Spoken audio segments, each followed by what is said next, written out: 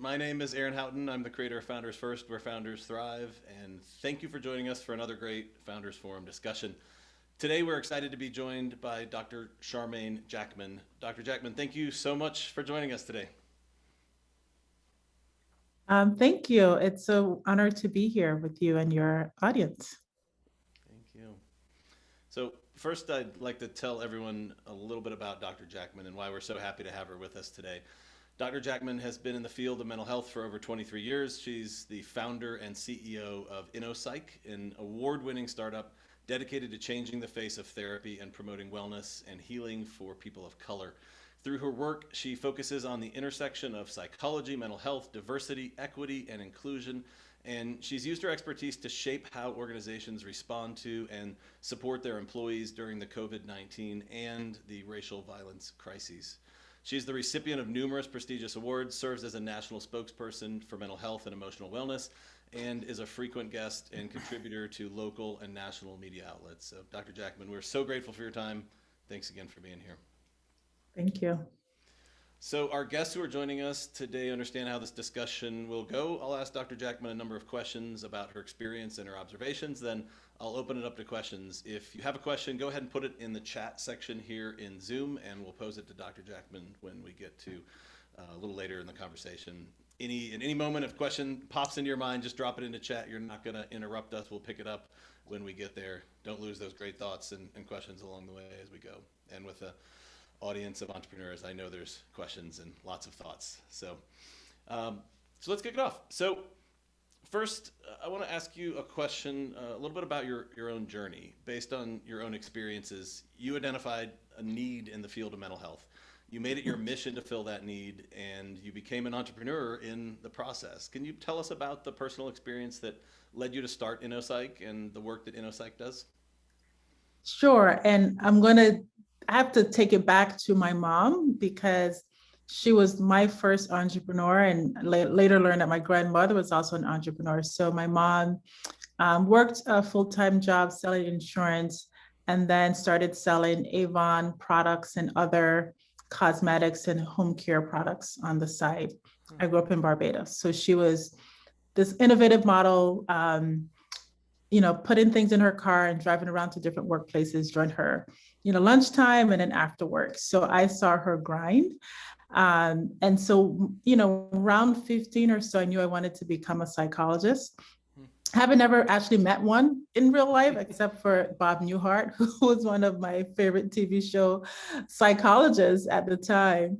But it's later on in that journey, actually through the process, and I actually knew, like in college, in high school, again, I wanted to be a psychologist, going to open my own business. And I actually ended up double majoring in psychology and business in college.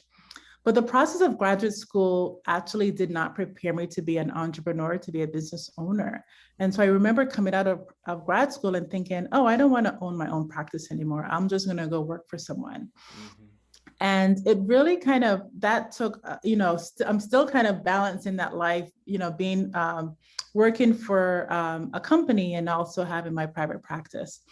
But around, I would say maybe about 3 years ago, I was going through a difficult time in my life and I was looking for a therapist. And I had also been at the point where I was trying to think about how can I work smarter, not harder, right? Like I needed a job that I didn't have to be on all the time. Mm-hmm. And so I was, trying to brainstorm different ways. I had had a private practice for only over 15 years, along with a full-time job. Mm-hmm. So I was feeling a little burnt out, to be honest, and kind of managing all those different tasks and being a new mom. So I'm like, okay, so maybe I can leverage this into some kind of business. And again, around about 3 years ago, I was looking for a therapist and I had the hardest time. I particularly wanted a Black woman therapist. I was clear about what I wanted in that space.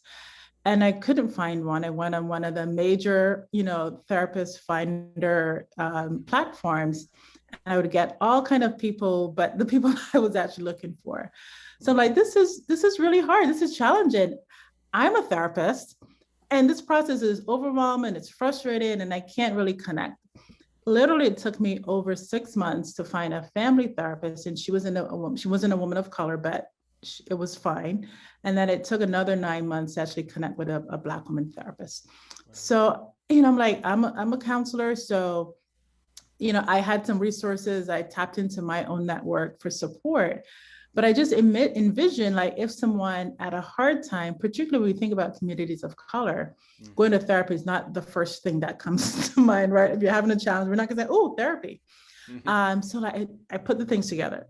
Challenging time, you're looking for a therapist that understands your background, and it's gonna take over 6 months to find. Like, that is not okay. Yeah. And so that's how the idea for Inner Psych was born. Yeah. Yeah, I found in my experience as an entrepreneur, it's been certainly other entrepreneurs didn't talk about, like, you should think about partnering with a therapist, right? Or you should think about hiring a therapist to help you in these tough times. I think the solution was like, let's all go get a beer and then have some shots afterwards and maybe we'll feel better. Like that was kind of like the entrepreneurial answer to stress.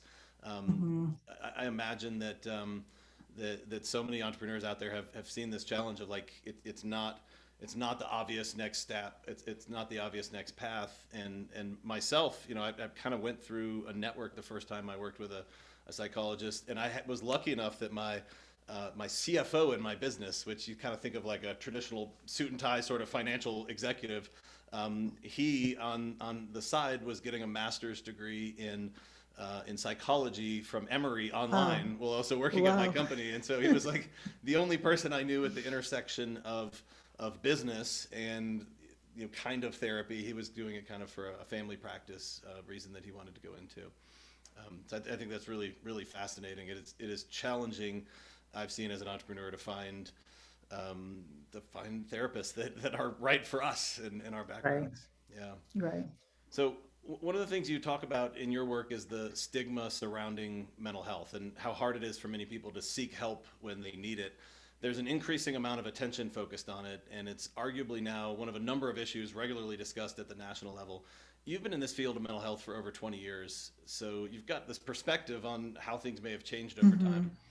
So I'm curious, is the stigma surrounding mental health actually getting better? And if not, like, what are the things that are in our way? Yeah, I think overall it's getting better, but I think there's still some generational differences. So if I think about people my parents' age, not so much, right? But I definitely see my generation and definitely the younger generation, the next generation coming up, millennials, I would say, are more open to therapy, or more like that's part of they have a language about self-care and, taking care of themselves and mental health. This is a language that they're comfortable with. Yeah. So I definitely see that difference. I have definitely seen, and we see it in social media, right? There's, the whole wellness and self-care, self-help industry has really, really ballooned in I would say probably the last 3 to 5 years. So definitely making it more open and more feasible for people to engage and talk about therapy and talk about their struggles. Yeah. I definitely still see, one of the things within communities of color, though, there's that other bias that comes with that stigma. And I think part of that surrounds, therapy not really centering the experiences of people of color, Black, Indigenous, and other people of color into the frameworks and the way that therapy actually rolls out. The whole idea of talk therapy, you don't go to someone and just tell all your business like that, right? That's not how you were raised. So it's like you're kind of fighting some of the cultural narratives that you grew up with. So those are some of the things that get in the way.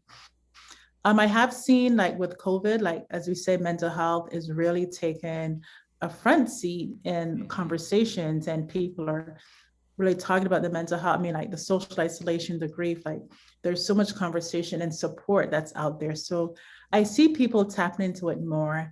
And I think it's also, the mental health industry is really trying to think about the models, right? And how are they tapping into different communities of color? We're seeing, again, as more therapists of color enter the field, they're also able to translate and kind of adapt some of the traditional therapies into things that actually work for our communities. So those are some of the things that I've seen. And really, I think it is exciting, the technology aspects of some of the mental health apps, really having different ways for people to access mental health in maybe not some ways that were historically available, right? Before it was like talk therapy and that was it. Now they're more body-based therapies. People are tapping into yoga and seeing yoga as a way to also kind of tap into your physical and your mental health.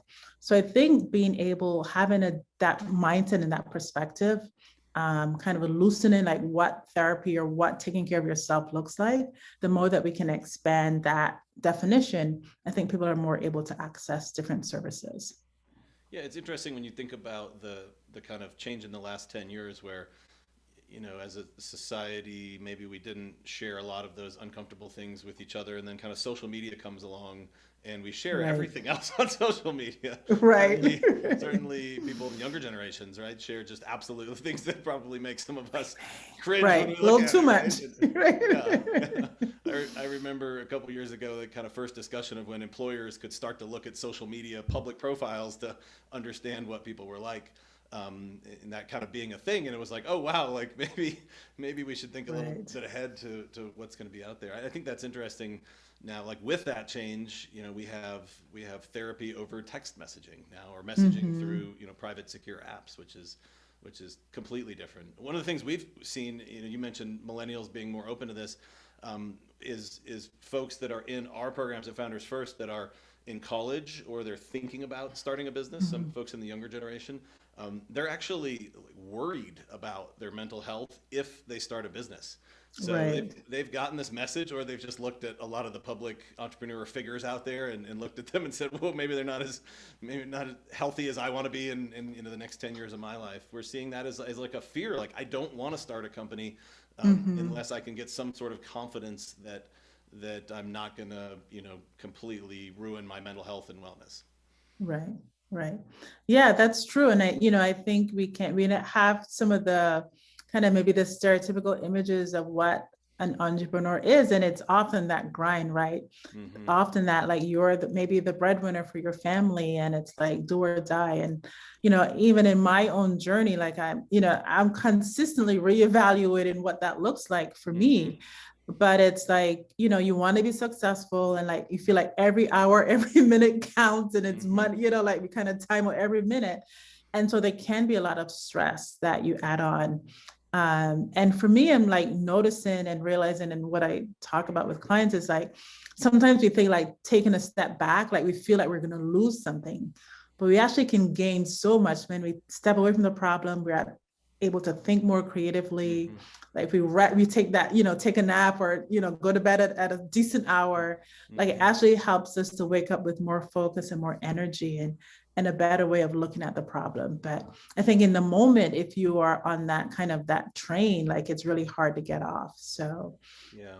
Yeah. Think about like those kind of business idols, or just people around us we grew up with that were business people. You talked about your mom's story of, loading all the gear in the car and taking it around and having conversations with people to sell, right? mhm, My wife and I were having this conversation a few weeks ago. She grew up in a very small town in North Carolina, and her dad owned a small auto parts store that eventually was taken over by the big chains when they came in. But this conversation was just within the last week, where we were talking about we both have the amazing gift of being able to take our kids to school together in the morning, and it's just such a rare thing that I didn't have as a kid either. My dad was off to work as a professor, but she said to me, "Well, I never saw my dad in the mornings at all," and I was like, "Why?" Like, and she said, "No, he got up at 5:30 and went into work. Like, we never saw him until the end of the day, and he would come home completely exhausted and right, fall asleep, sometimes in the living room in front of the television, and he would do it again the next day." And that was the vision of what an entrepreneur does, at least in right. her mind as a child growing up. Yeah. Right. Yeah. And when we have those images, again, like I share my story and I talk to my mom openly about it. It's like we kind of, again, if you don't have anything to correct that, that's what you think you do when you Yeah. enter a business. That's That's how you work. That's how you that's work the your way you do it. business. Yeah. Yeah. And if you look at the entrepreneurial hype machine in general out there and go to, especially in like the tech industry conferences, right? Yes. It's all about hustle and persistence and grit and never giving up. And that's like with no Right. realization that we might be banging our heads against a wall and absolutely destroying ourselves and everything around us with this, endless Right. persistence. I think Right. maybe one of the hardest decisions to make as an entrepreneur is when to stop being persistent and go do something else, or just stop, go get a job that pays the bills and go to work at 9 instead of 5, maybe. Right, Yeah. right. Yeah, so true. So many of our members have, taken this leap that we're talking about of acknowledging that there's times when they need help, when they need support, sometimes from peers or loved ones, sometimes from professional therapists. But most entrepreneurs still find it very challenging to look for help, often because we feel we have to project success all the time, right? We're always kind of selling in every conversation.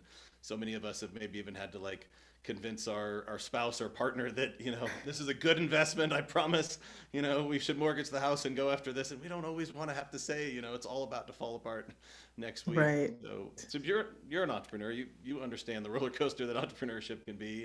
And as a therapist, you've got a clinical understanding of when and why people might need help. So what do you think about the pressures and uncertainty of entrepreneurship set us up for these greater mental health challenges? And is there a way to be prepared if we're maybe even thinking one of these millennials that's, coming out of school or, in their first career job and is like, I want to become an entrepreneur, but I'm scared that it's going to destroy my health.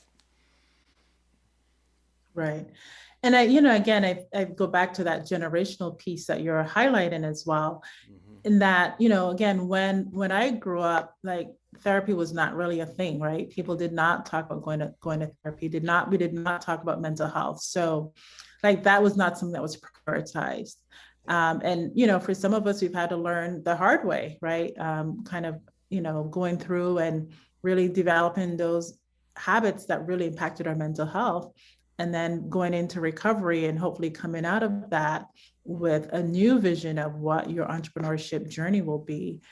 So I do think there is something we can learn from the millennial generation, right? On how do you prioritize our mental health first? And one of the programs, some of the work that I do is also helping prepare therapists to be their own business owners. Again, when I came out of grad school, I did not have a model of how to do that. And one of the first sessions I ask is around, are you ready to be an entrepreneur? And a big part of that is your self-care. What is your self-care plan? What is going to be your self-care routine? Because again, and I'm learning from my own journey, it's from my own journey, the sleep piece, right? So how are we taking care of our sleep? And for me, have always been a night owl, and just getting into this entrepreneur journey more, I see how I could stay up really long hours and not kind of prioritize that going to sleep and seeing that impact. And so sleep for me is one of the biggest things. And if I don't sleep, I'm grumpy, but it's also my first sign of stress. So really helping entrepreneurs really understand what are your stress points? How do you typically handle stress? And what is the plan that you're going to put in place to ensure that, one, that you recognize that. If you have a partner, they may be giving you subtle or not so subtle messages, you need to go take care of yourself. You're not being right now, right? We're fortunate to have that partner or maybe coworkers who can give us that check, because sometimes we lose that perspective about how we're really doing. Yeah. So I think having that insight and really being intentional and setting out, okay, this is going to be an important part of my business journey, is being attending to my mental wellness and to my self-care. Yeah. So that is something I've really emphasized with clients. Yeah. So you're helping them sort of build this red flag warning list, right? Of here are the things that I can. Do you find that's different for each person when they sit down and think about it? They're this is the, it might be sleep for one of us. It might be something else for, they end up kind of making their own list that they take back. Yes, for sure. Yeah.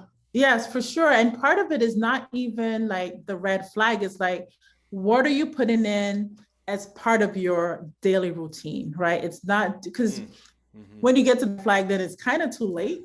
Yeah. Right. So what are the things that you're going to put in? And we know some days you're going to fall off and some days, but you just get back on. But what are the basic things that you need to perform and to be well? Yeah. And for some people it's sleep, for some people it's their eating, for some people it's community, who's around them, that social aspect of it. For some people it's exercise, right? So those are some of the core things. For others it's their spiritual health and spiritual connection. So we all connection to nature. So we Yeah. all have different things, and it's really about helping people identify what works for them and what's going to be important for them. Yeah, yeah. I really identify with the community piece, and I've felt it in times in my life. Several years ago, where I was working from my home office, and I had like a really nice home office set up, and it was kind of the beginning of virtual work, maybe around like 2010, 2011, 2012. And I just had this Mhm. realization one day that I like haven't seen other humans outside of my family in person Mm. in a long, long time. And I just set a very simple goal at that time, which was that it was just kind of a silly explanation or description, but it was very short. It just said, go out in public at least once a day. So I would count even like going and waiting in line at a coffee shop for 10 minutes because I was just like around other people for just Right, a few minutes. And right. and this last year with COVID, I think we've all experienced this, whether we wanted to or not, right? Where there was probably a month where we didn't see people outside of our family, Mhm, if not longer, mhm. over the last Right. year. Yeah, Yeah, that's so important. And, that was something for me as well, that I could get so focused on the business and not prioritize social time.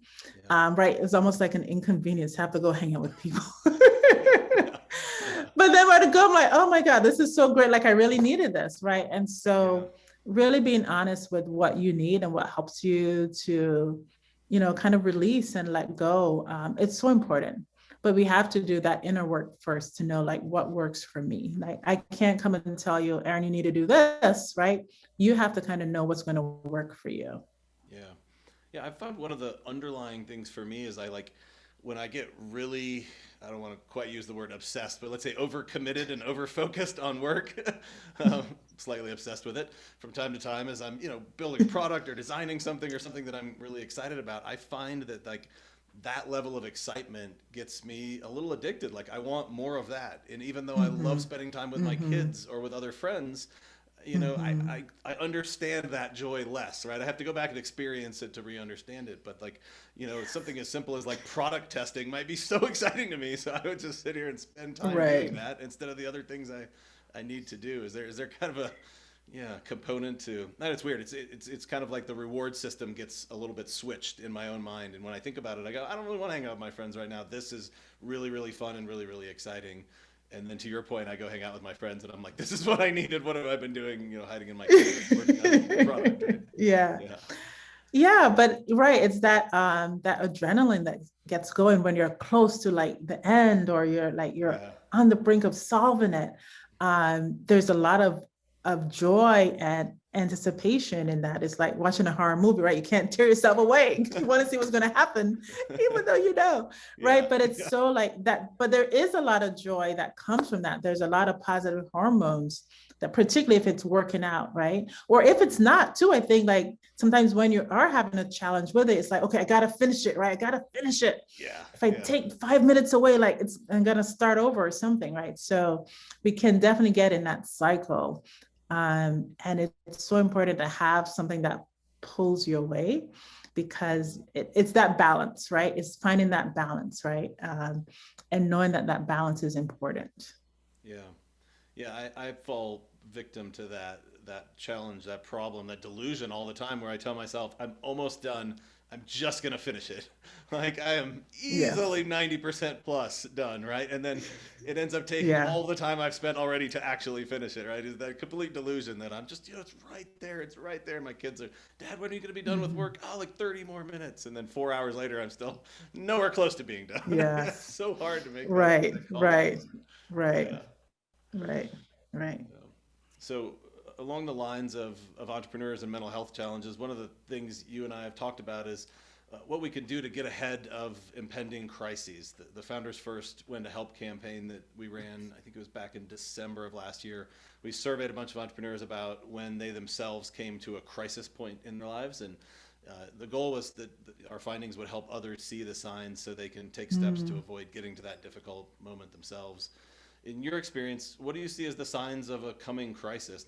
Maybe not just for entrepreneurs, but for anyone. Like, what can we do to help others if we see those signs too? You mentioned like it might be the partner in business or in life that looks at us and says we're not in a good place. Like, if we're that person, what can we do to help the entrepreneur or the person in crisis? Yeah, for signs, and I think some of the most I would say maybe the most common mental health conditions that we might see for entrepreneurs or people in general are depression and anxiety.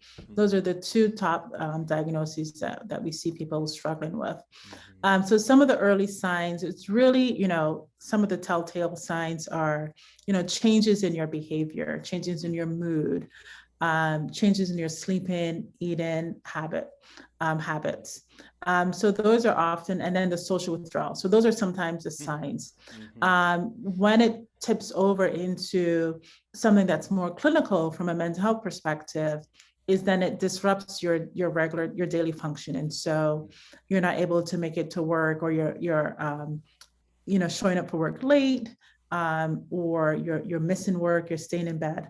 I think for the entrepreneur, sometimes it's just you, so you have to be the one who's accountable or watching for those signs, right? Yeah. It's different if you're reporting to some other boss and you're not showing up for work. So I think it can be a little tricky for entrepreneurs, but we know, like, when we have maybe there's a deadline that we keep missing, right? Or we're not keeping on top of our deadlines. Yeah.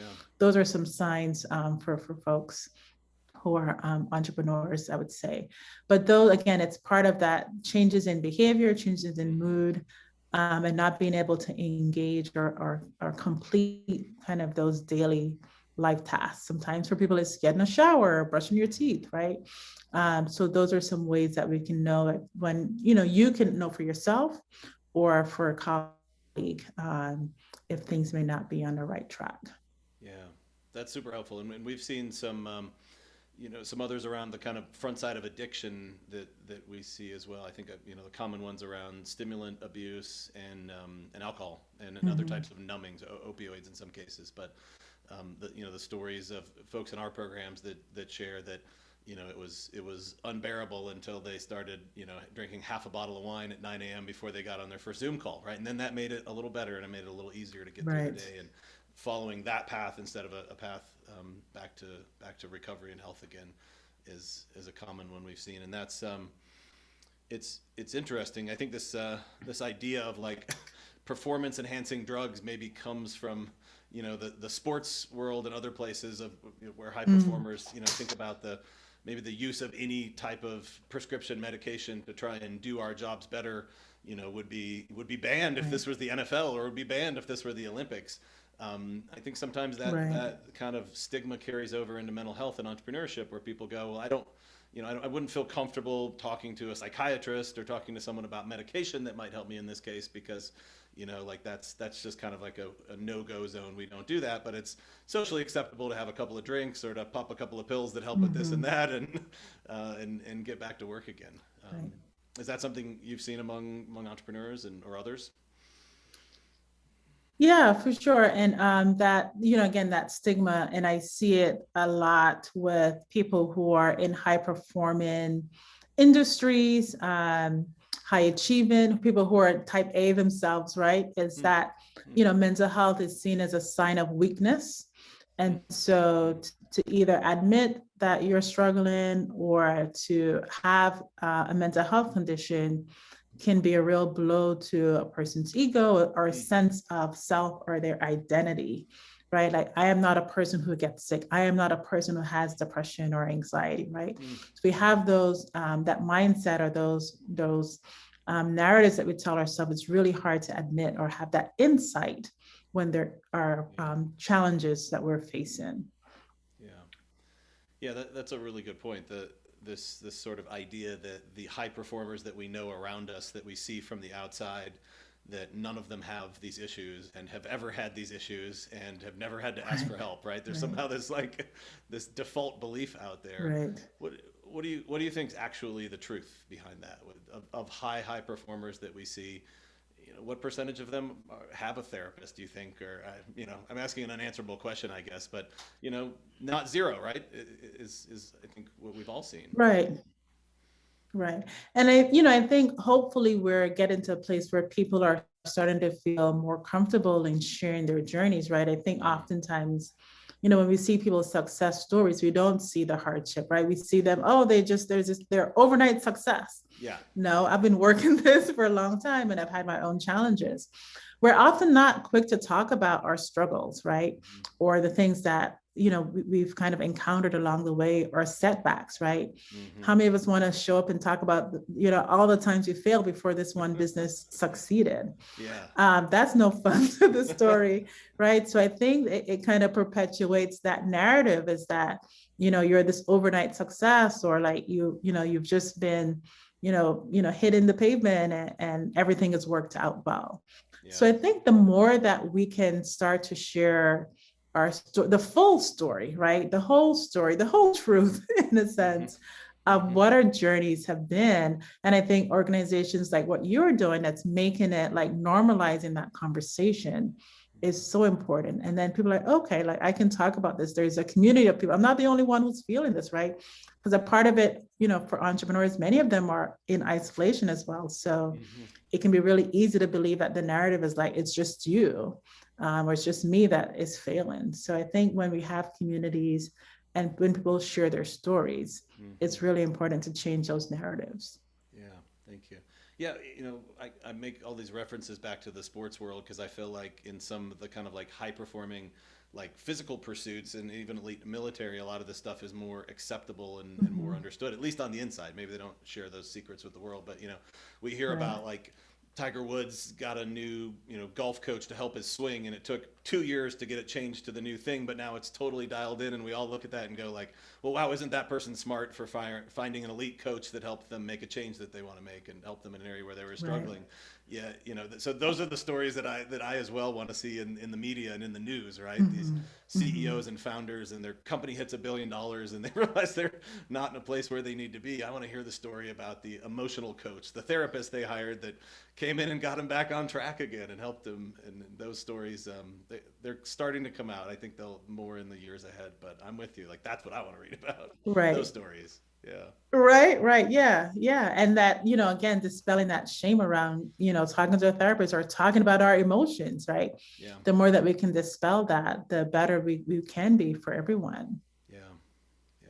So you mentioned isolation, and many things about the past couple of years have been difficult for all of us, from COVID and lockdowns and the economy, and then also to watching really horrible events unfold in front of our eyes on television that somehow have managed to further divide us instead of bringing us together. It's sort of been this perfect storm of bad things, and we're still a little shell Mhm. shocked and trying to figure Mhm. out how to make sense of it. We haven't been able to do the things we normally do to feel grounded, as we were talking about before: seeing friends, connecting with people, being social, or even in some cases just leaving our houses. You've spent a lot of time focusing on how we can Mhm. respond from COVID from a mental health perspective. So how do we focus on our mental wellness during a crisis like COVID, and what steps can we take to make sure we're resilient enough to face such a prolonged challenge? This isn't just a day or a week. At least this one's been a year and still Oh my counting. gosh, right? And right. And we talked definitely in my training, we talked about trauma and experiencing crises. We never talked about a pandemic crisis, right? Or stress, like something that's ongoing that never kind of ends. Yeah. And so this is really, really important. And as we kind of await this trial of the, George Floyd, Chauvin, that trial, and Yeah. what the impact of that is going to be on the society again, right? How divided we are. Um, but kind of thinking about what the racial conversation, the conversation about race in our entrepreneurship journeys, in inclusion in business, right? These are all relevant conversations that Yeah. we've had to have. So yeah, it's a lot. So in terms of what can you do, that you're looking to me for some advice here. All right, let me try to How, give you how do we dig in for the some. long run here? Yeah, this is, yeah. How do we get through the next year, right? Yeah, and then more. Yeah, or the next month, the next Yeah, week. I know. So, I've really, really tapped into mindfulness strategies, and it's something that I really promote for clients. And, they're really, and sometimes very simple. And I love that because it doesn't mean someone has to go do something that's out of their realm of experience, right? They're things that we can actually do in our day-to-day life. So, and I'm sure your audience is familiar with mindfulness, but I'm going to do a quick tutorial. So mindfulness really holds on to three tenets: your breath connected to relaxation, being present and focused, and also having a non-judgmental or compassionate view of self. And so those are strategies that I work with clients. You know, you can't be anxious and relax at the same time. You can be present, focused, and worried about the past or the future at the same time. So that's why I think mindfulness strategies are beautiful. And for entrepreneurs, I think they're excellent, right? Because we're often like worrying about the future, right? Worrying about the next partnership or the next sale. So how we stay grounded in the moment is really been helpful. So strategies that I talk about a lot are gratitude, right? How do we show appreciation for what we do have in the moment? So starting and ending your day, listing 2 to 3 things you're grateful for. That allows you to start your day without worrying about the next thing, right? It just allows you to stay present. And ending your day with gratitude also allows you to stay present and not worry about the to-do list or what you have to get done tomorrow. I think it's a great way to end your day and fall asleep. I've gotten into talk about falling asleep. I've gotten into body scans. Those are really, really helpful as a way to relax, you know, kind of turn off the mind and all the spiraling that we might have during the day and just kind of drop into our bodies, listening to our bodies, tapping into that. What other strategies I would say? I love journaling. So that's something I often recommend to folks, whether it's writing, whether it's audio or visual, you know, talking, you know, doing shows like this. These are great ways to be able to reflect for yourself. So I think those are really great strategies. I also really talk to clients about just the idea of the mind-body connection. And so knowing that our bodies and our minds are intricately connected and that anything that we're stressed about shows up in our bodies first, right? So your body is your sign. So if you're tuned into your body, you're going to know, oops, that's a sign of stress. Well, I'm going to have to do something about that. So really, and for me, it's been like getting outdoors, walking, connecting to nature. I go for walks now. I don't listen to music. I'm just tapping into the natural sounds and connecting to what I'm seeing, admiring the garden. So tapping into that 5 senses, right? Present focus means like you're listening, you're the 5 senses, right? Sound, sight, touch, taste, smell, right?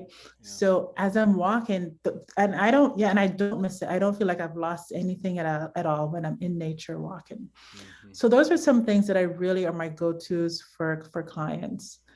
We also talk about affirmations. So finding quotes that you like or just phrases that for you affirm you, particularly in those really hard days, right?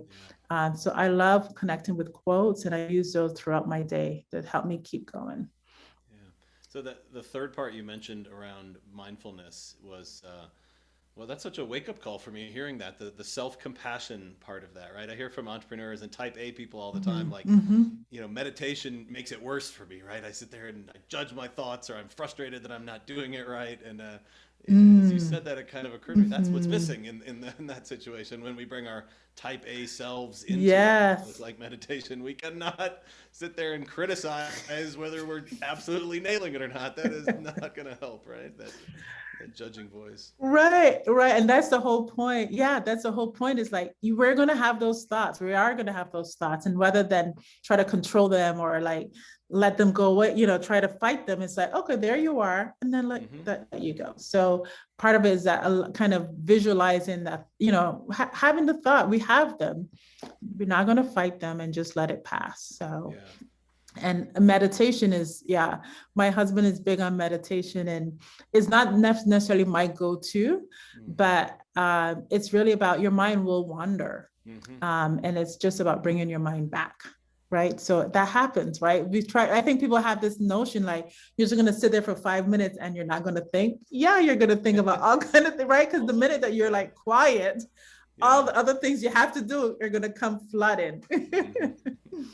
Yeah. Yeah, I also personally think it's just fascinating that we cannot guess what thought we're going to have next. Like that still just hurts my head to think about, right? That these things just sort of, I mean, that's one of the things that's so interesting about meditation to me is I sometimes like have a little laugh about it of like, where the heck did that thought just come from? Like, like Right, I could right, have never guessed right, in a million right. years I'd be thinking about, the shoes I wore in fourth grade, but for some reason I'm thinking about it right now and then I let it go and I try and kind of have a little laugh of just how absurd sometimes things are inside the old dome. Right, Yeah, just right. Exactly. yeah. Exactly. Yeah. So, so to our guests, I've just got a couple more questions for Dr. Jackman. So, if you have a question you'd like to ask her, now is the time to drop it into chat here in Zoom, and we'll pick it up in just a second. So, all right. So, another of your areas of expertise is around the issue of organizations supporting mental health and inclusion. As founders, some of us have been involved in pretty large companies, and others are hoping to start them. We want to make sure that we take Hmm. theory to practice. So, how can entrepreneurs create the structures and policies that make it clear that mental health and wellness is a priority for everyone inside of our companies? And where do we begin?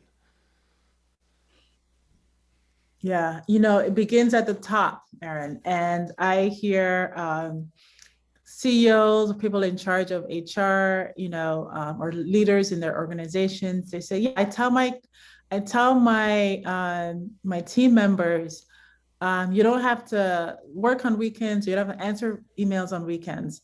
But they send emails on weekends. What do you think is going to happen, right? Yeah. They're not listening to what you're saying. They're watching your behavior. Yeah. So if there's something that you want to do and it's a culture that you want to create for your team or your organization, you have to be the model for it. Because if you don't do it, they're following your example.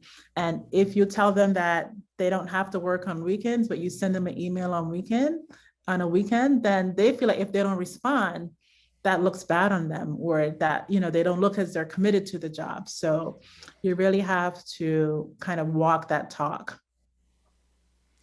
Yeah, that's a really good point. And it makes Yeah. me feel so guilty for how the way I led some of my companies in the past, where I had this mentality that, like, I felt like it was the leader's job to outwork everyone. And also, I was a young entrepreneur, and most of my employees were Mhm. older than me. And so I also was kind of had a little bit of a chip on my shoulder where I wanted to prove that I could work really hard and do good work. Although, after the Mhm. 22nd hour in a row, it probably wasn't good work anymore in reality. But, I always wanted to be, the first one in and the last one out. And honestly, I also kind of wanted to look like I was struggling because I was working so hard. And I think back on hopefully half of them knew that I was in a really bad place and didn't want to be anything like me and could make their own decisions. But the other half, if they looked at me and thought that that's what was expected of them, I feel so guilty because I've been that person that said I'm going to outwork everybody, not because I want to Mhm. prove that I'm better than them, because I want to prove that I'm worthy and equal to them and as good as them, and because I'm this entrepreneur that Right. hasn't proven myself in the world yet.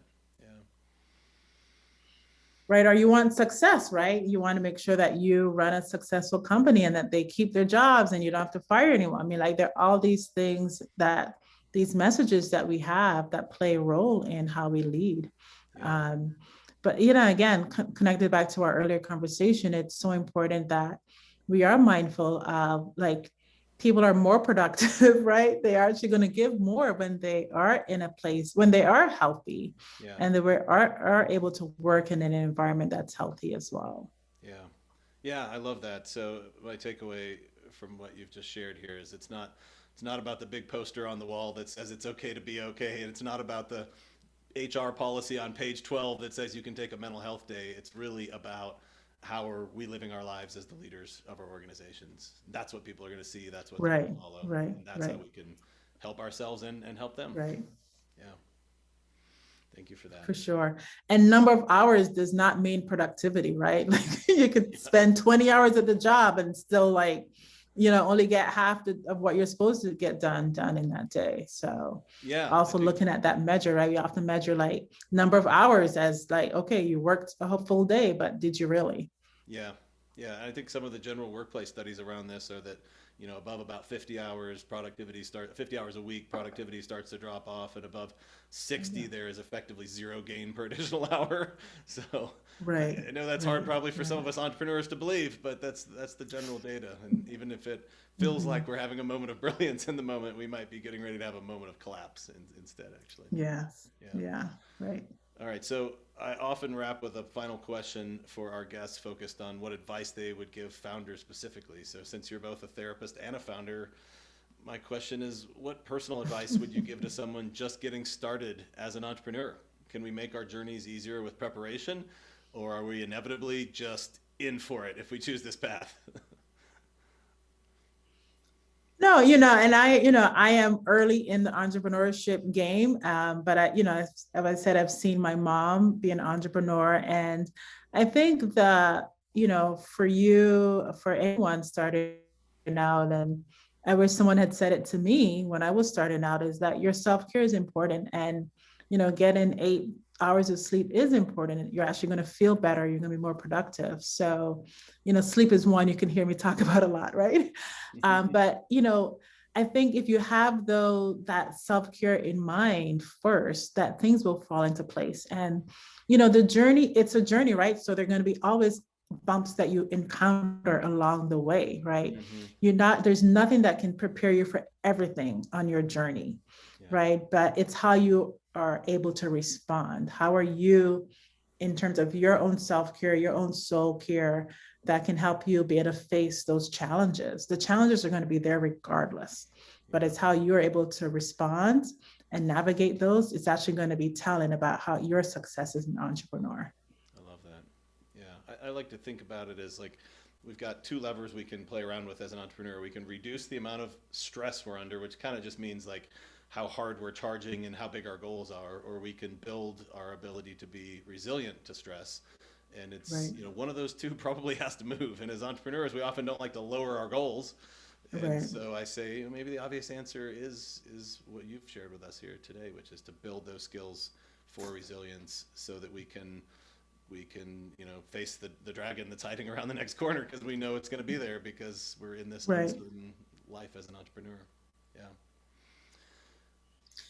Yeah, and the other thing I would add to that, Erin, is like it's not like sometimes you end up doing more or you getting stressed out or you're not tapping into your self-care plan, like, but starting the next day, right? It's not, if you miss one day, like that doesn't mean the Hmm. whole week is gone, like getting back on it. And I think for me that's been really helpful.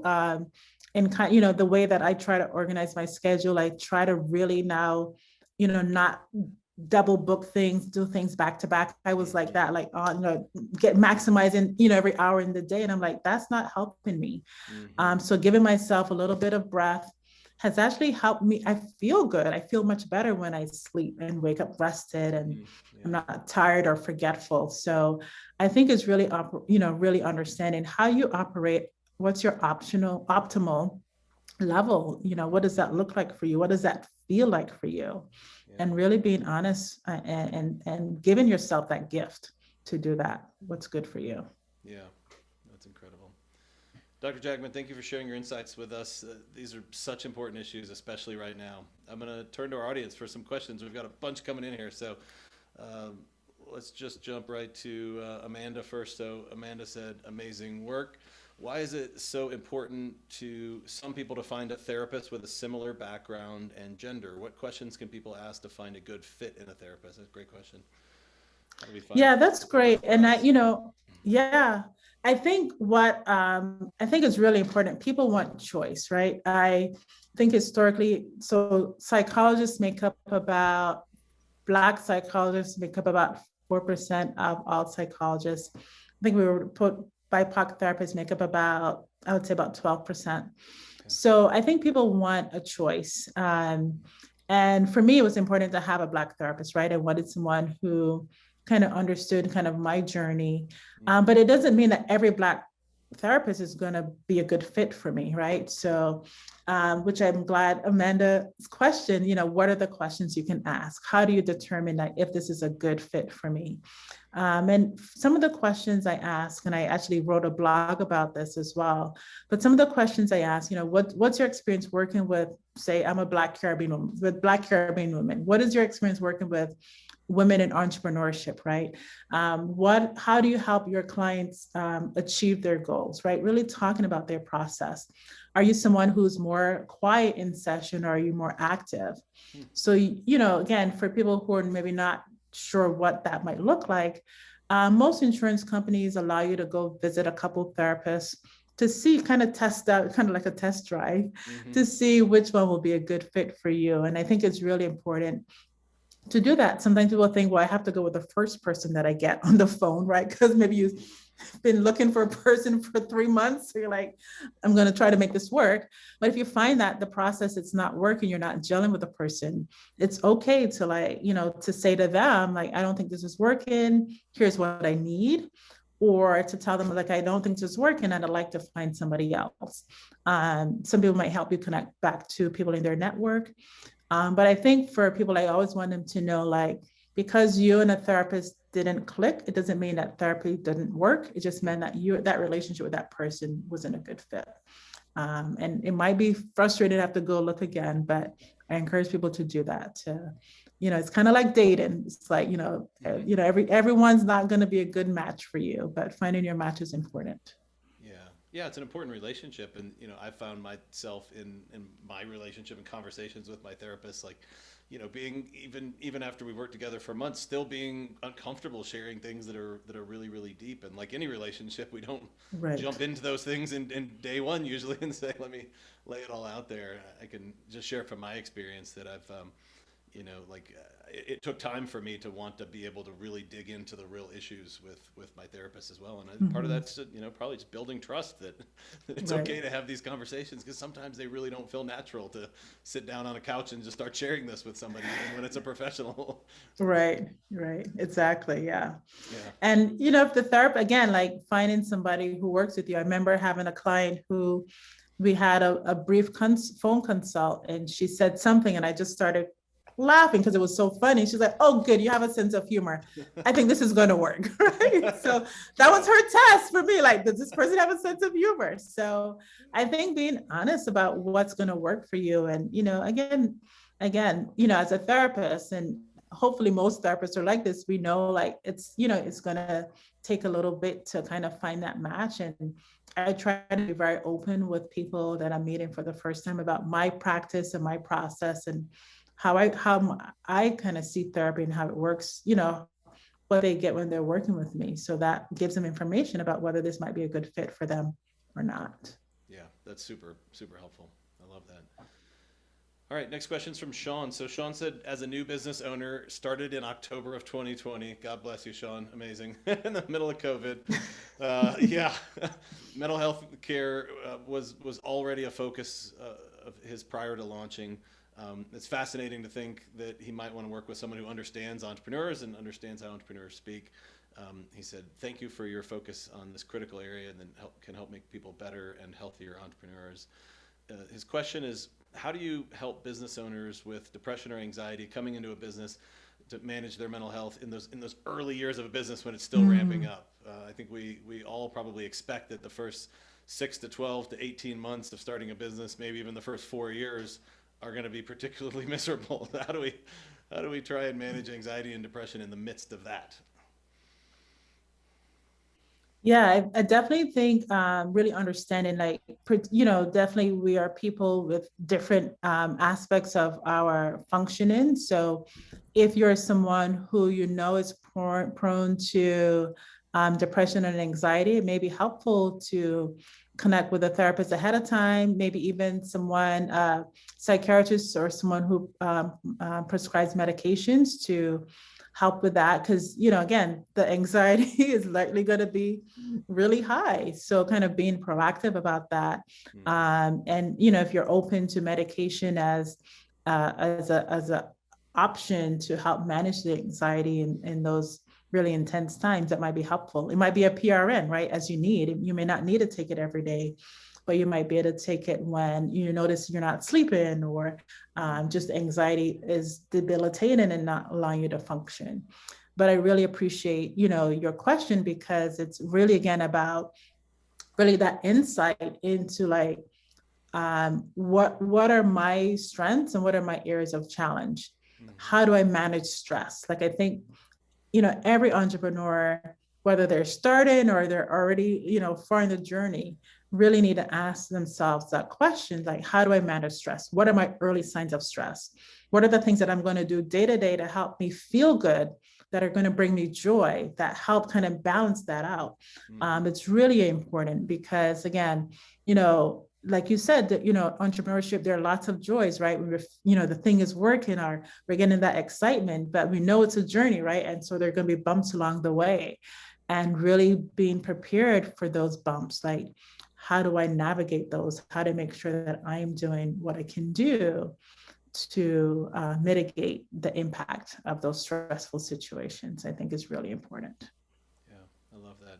Yeah. And I, again, sorry, and again, in addition to, like, again, just, therapist or business coach, having that community, like, I have like 3 or 4 accountability circles right now, but it's great because I'm talking entrepreneurs, like, we're talking the same language, we're each maybe hitting challenging points, but there are other people who've been through those, and they can help me out, right? They can help me navigate those things. So I think having a community of entrepreneurs is also really essential.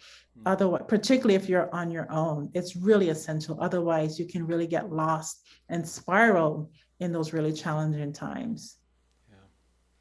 Yeah, I can share my experience with that very briefly, and that as someone who lives with anxiety, having prescription medication that I can use when I need it to help with anxiety reduces my anxiety the rest of the time by like 80%. Just knowing that it's there if I need it, and Yeah. having an experience with how Mhm. much it helps in the moment when I need it. So I kind of crassly like to say entrepreneurship's the only high performance world where performance enhancing drugs are perfectly legal and obviously under the right supervision with the right partner. There are ways Right. that we can support ourselves when we need it. And personally, it's been a big part of my life, and it keeps me in a high performance zone way more than I would be Mhm. if I didn't have Mhm. that as one of the tools that I use. And All right, our thanks for last. sharing that, because there are people who may not be open to sharing that, and hearing you share that and be open about that will allow people to be like, oh, okay, that's something to think about. Yeah, yeah. All right, our last question here from Shelby. Dr. Jackman, are you willing to share some of the affirmations you use on a daily basis? All right, we're wrapping up here. Let's do one. What's your favorite affirmation that you like to use? You got this. Like, I say that to myself, you got this, you can do it, right? But I have a lot of Maya Angelou quotes. In the struggle lies the joy. Mm, She says that one, and I love that one a lot. Um, Another one I use is a little bit longer, but it goes, my mission in life is not merely to survive, but to thrive, mm, and to do so with some passion, some compassion, some humor, and style. And so those are words that just keep me going. I actually created a whole card deck that really speaks around mindfulness, and it has lots of quotes in there, because I truly believe in quotes, and other people's experiences kind of allow me to uplift and affirm me as well. yeah. But my go-to one is, you got this, girl. You got You this. got this. I love it. You got this. Speaking of the card set you've created, where can folks who are listening find that? It's on your website, right? It's on the, yes, innopsych.com. And we are redesigning, but they're finding my sweet spot. We're redesigning to my time to thrive. It's really about really giving people access to tools. They're built on mindfulness strategies. And really the goal is, we all need to thrive. And man, this last year and a half, like, we need it. We need it more than ever. We need it more than ever. Yeah. Absolutely. Dr. Jackman, thank you so much again for your time. We're so very glad you joined us. And we'll post this discussion in our community where many more entrepreneurs will be able to appreciate it in the coming weeks and months. So thank you so much again. Thank you for having me. This was great. Thank you. Thanks to our members for joining us for another great forum, and we'll see you all next time.